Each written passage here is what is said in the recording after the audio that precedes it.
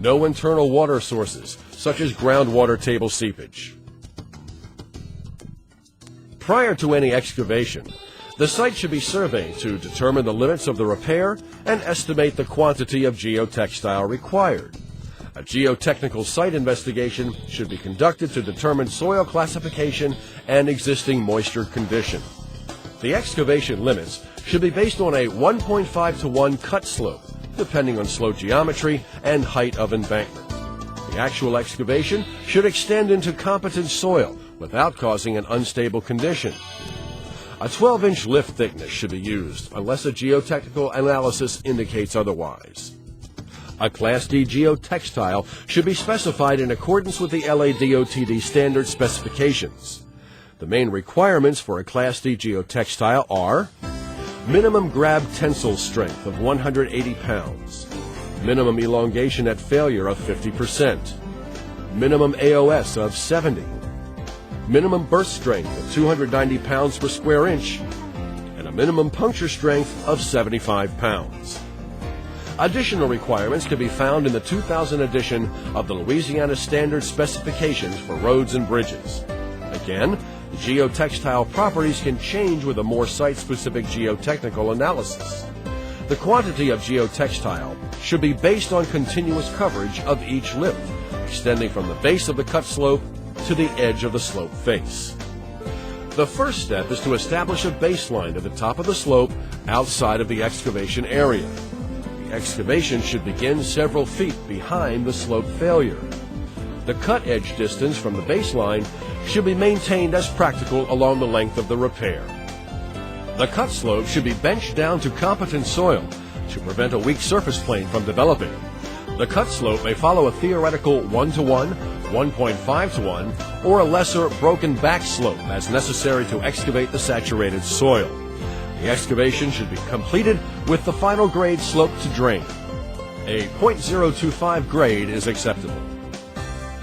The edge of the slope should be established along the toe of the excavation to reconstruct the embankment to the required finished grade.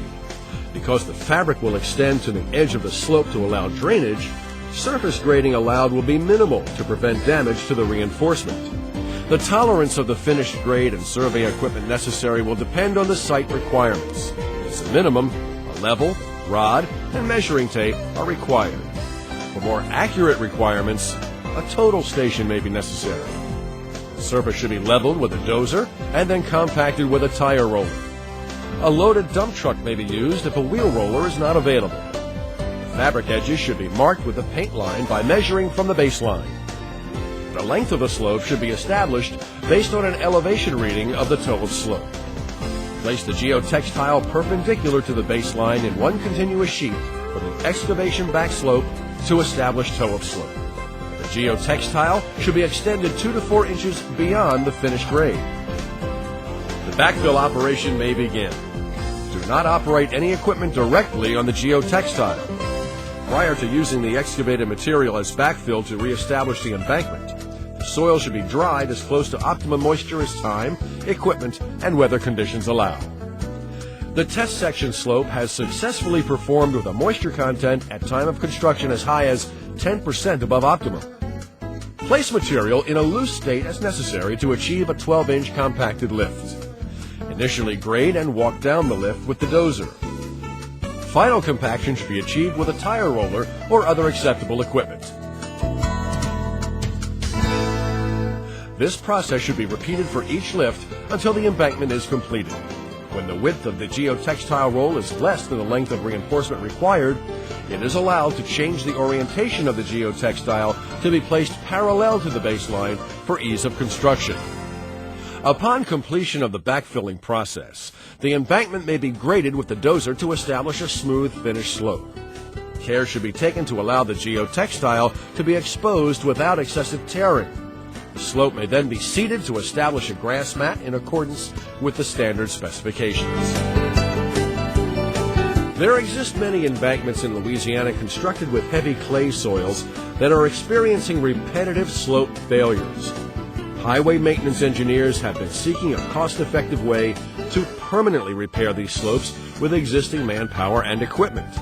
Using non-woven geotextiles to repair failed heavy clay slopes is a good option to solve the problem. The little initial cost of the material will be compensated later on by the savings from prevention of future failures.